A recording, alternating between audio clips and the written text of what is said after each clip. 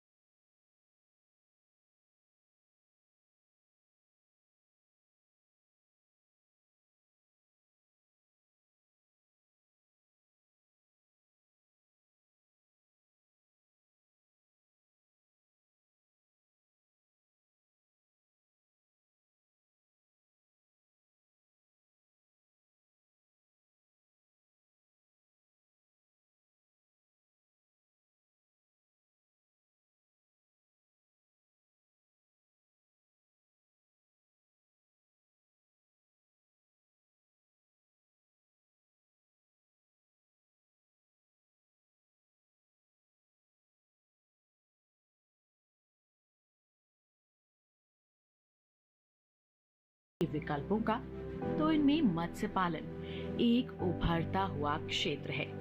पहले प्रदेश में एक छोटे स्तर पर इसे अपनाया जाता था, लेकिन अब इस परिस्थिति में बदलाव आ चुका है। इस क्षेत्र का भी यहाँ विकास हो चुका है।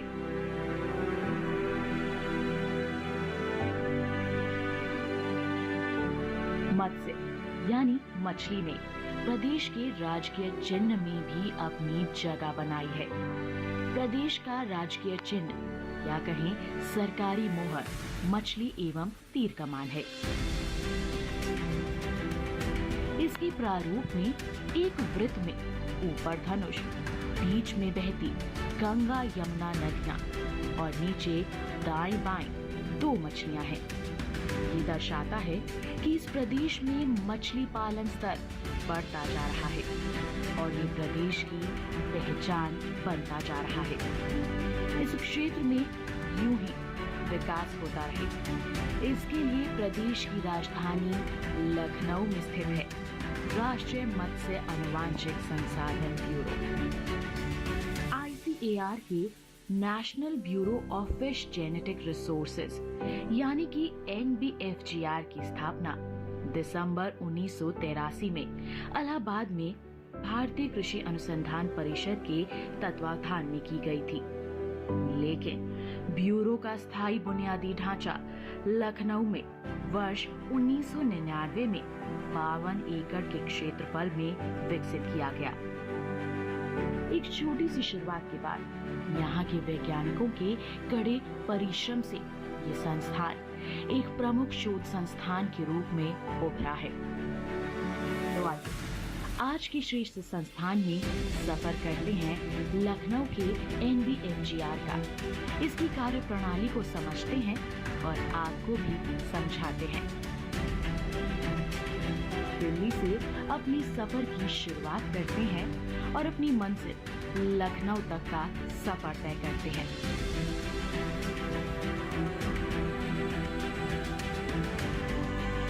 ये संस्थान कृषि जैव विविधता संरक्षण, बौद्धिक संपदा संरक्षण, सतत उपयोग और भावी पीढ़ी के लिए जलीय आनुवांशिक संसाधनों के मूल्यांकन और संरक्षण की परिकल्पना करता है। तो यहाँ पर जीनोमिक्स, जैव सूचना विज्ञान, रोग निदान के क्षेत्र में अनुसंधान करने के लिए उन्नत क्षमताओं के साथ उत्कृष्ट अत्याधुनिक प्रयोगशालाएं हैं।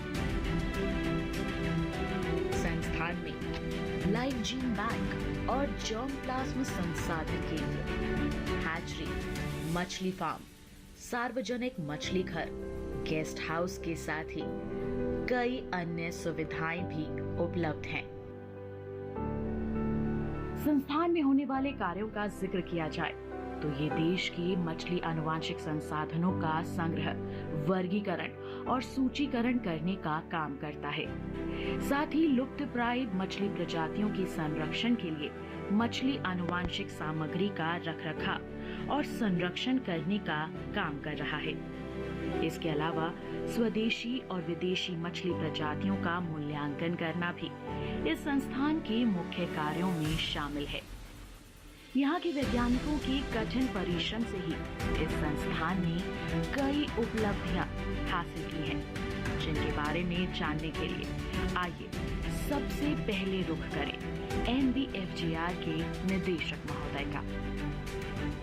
Indian council of agricultural research का अंतर्गत राष्ट्रीय मत्स्य आनुवंशिक संसाधन ब्यूरो एक महत्वपूर्ण प्रतिष्ठान है जो कि विगत 40 ईयर्स से 40 साल से देश का सेवा में नियुक्त है। मछलियों का कंजर्वेशन के बारे में अध्ययन कर रहा है, रिसर्च करते हैं और इसका साथ इसका जो मैंडेट है इसमें बहुत महत्वपूर्ण इसका मैंडेट है जो कि collection, classification and cataloguing of the fish genetic resources of the country. सारे कंट्री का जितना मछली बायोडाइवर्सिटी है, फिश का जो बायोडाइवर्सिटी होता है, मछलियों का जो विविधता है, जैव विविधता, उसका कैटलॉगिंग करना, उसका कंजर्वेशन करना, उसका ऊपर हमारा एक बड़ा मैंडेट है। इसका साथ साथ हम पूरा जार्म प्लाज्मा रिसोर्स को मेंटेन करते हैं और उसका प्रिजर्वेशन करते हैं by ex situ conservation and in situ conservation. इसका साथ साथ हम जितना हमारा जेनेटिक रिसोर्सेस है, फिश जेनेटिक रिसोर्सेज, उसका हम इवैल्यूएशन करते हैं, उसको जेनेटिक कैरेक्टराइजेशन करते हैं और उसको पूरा इसका बायोलॉजिकल ट्रेट से लेके इवैल्यूएशन करके हम देखते हैं जो वो स्पीसीज़ का क्या वैल्यू है। हमारा संस्थान लास्ट 10 ईयर्स से हम लोग बहुत सारा आउटरीच प्रोग्राम कर रहा है। जैसे कि मान लीजिए लक्षद्वीप आइलैंड में हम लोगों ने ऐसा कुछ डेवलप किया, करीब 45 से ज़्यादा वुमेन बेनिफिशियरी को अडॉप्ट किया, जो मेरीन स्ट्रीम का साथ साथ कोई नया स्पीसीज़ जो है मेरीन स्ट्रीम का हमने डिस्कवर करके उनका कैप्टिव ब्रीडिंग टेक्नोलॉजी एस्टेब्लिश किया, सीड प्रोडक्शन स्टैंडर्डाइज किया और वो सीड प्रोडक्शन के बाद वो लोग को जब जोड़ दिया तो they are so happy and then वो सीड प्रोड्यूस करके दे आर लाइवलीहुड उसका इंश्योर हो गया। अगेन हमने महाराष्ट्र में भी आयरोली में अभी रिसेंटली हम लोगों ने एक क्लोन फिश का ब्रीडिंग टेक्नोलॉजी और सीड प्रोडक्शन का स्टैंडर्डाइज करके वहाँ पे बेनिफिशियरी को जोड़ दिया है। इसका साथ साथ अन्नामलाई यूनिवर्सिटी जो है तमिलनाडु में, वहाँ पे भी हमने उनका साथ मिल के वहाँ पे हैचरी एस्टेब्लिश किया, सीड प्रोडक्शन फैसिलिटी डेवलप किया।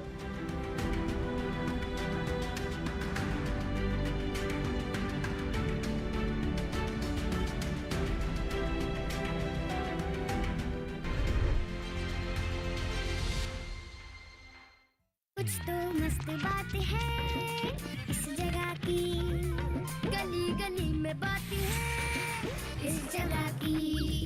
यहाँ है खलबली हंसी सर पर चढ़ी, टिकट हो या ना हो ये गाड़ी चल पड़ी। गली गली सिम सिम, गली गली सिम सिम, गली गली सिम सिम, सिम सिम, गली गली सिम सिम।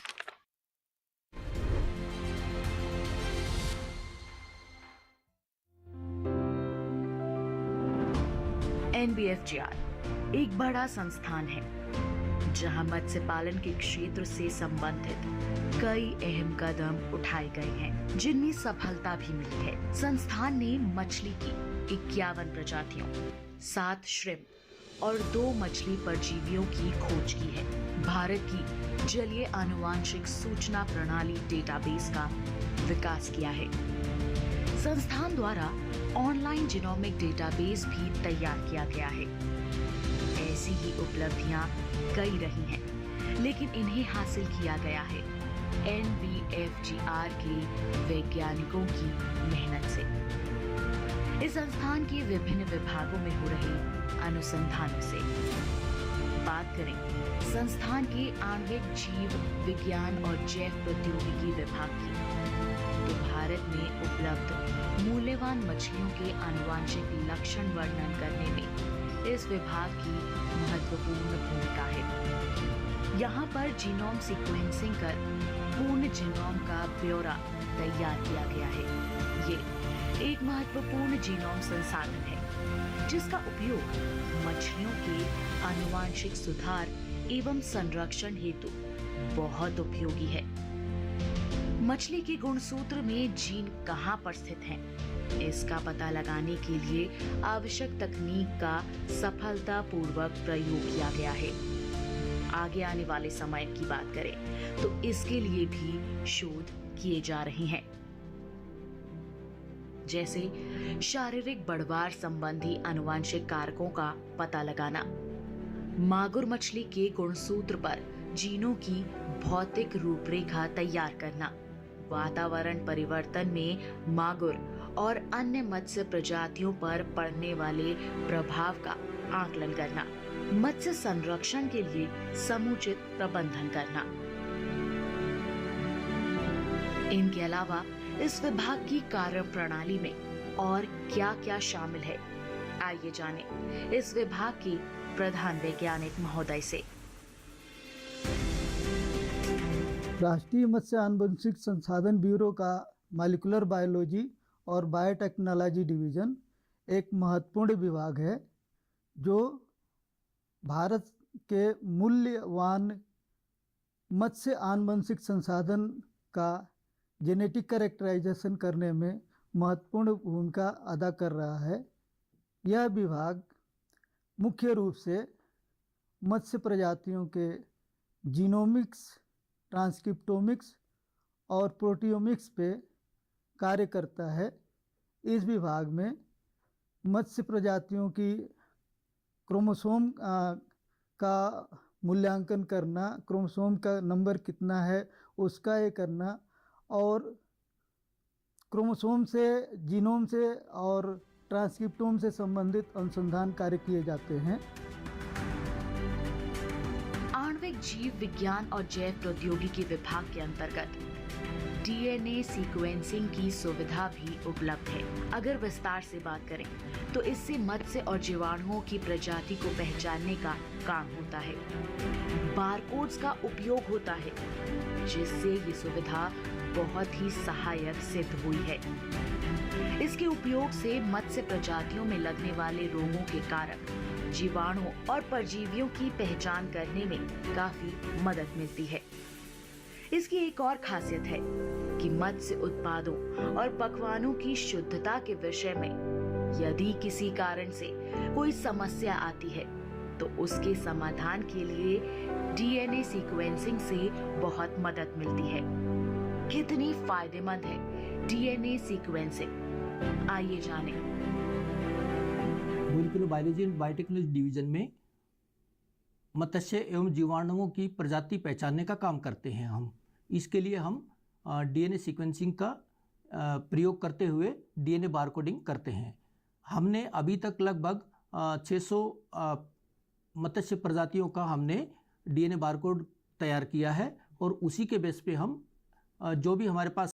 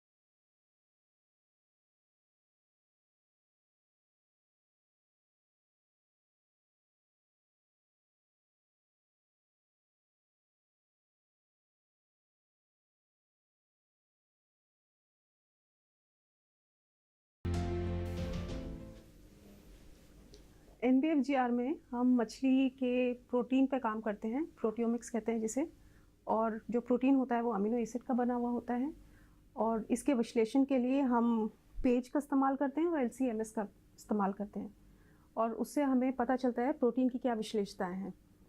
हमने कुछ एंटी कैंसर पेप्टाइड्स निकाले हैं जिसका विशेषण चल रहा है अभी।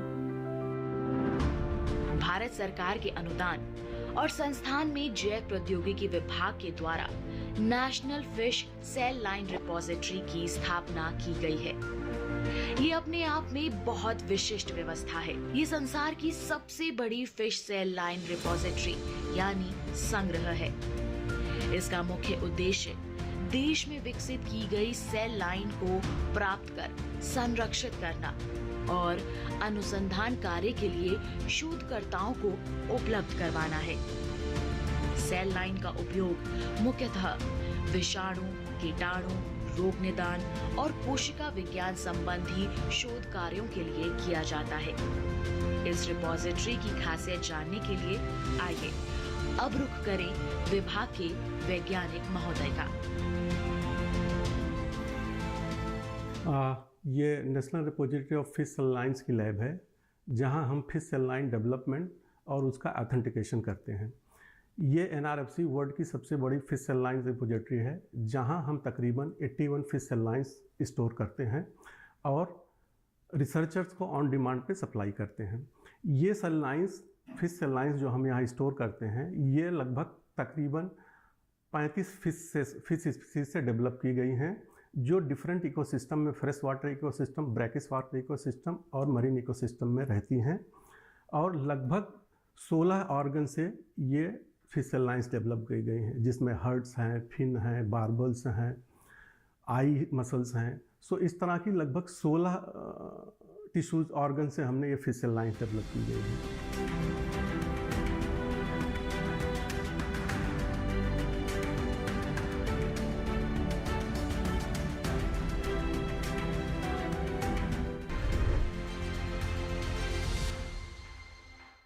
इस वक्त हम मौजूद हैं देवभूमि उत्तराखंड के जिला उत्तरकाशी में, जिसका गांव पड़ता है बंध्याण गांव। आइए चलिए हमारे साथ चौपाल में।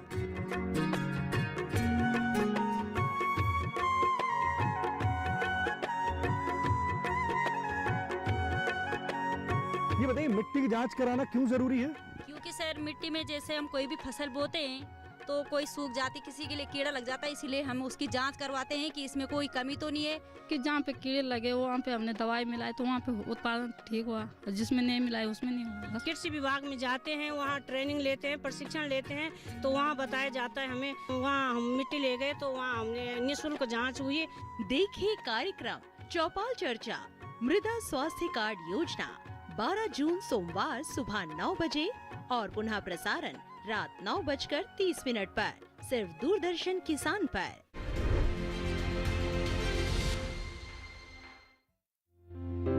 आज से एक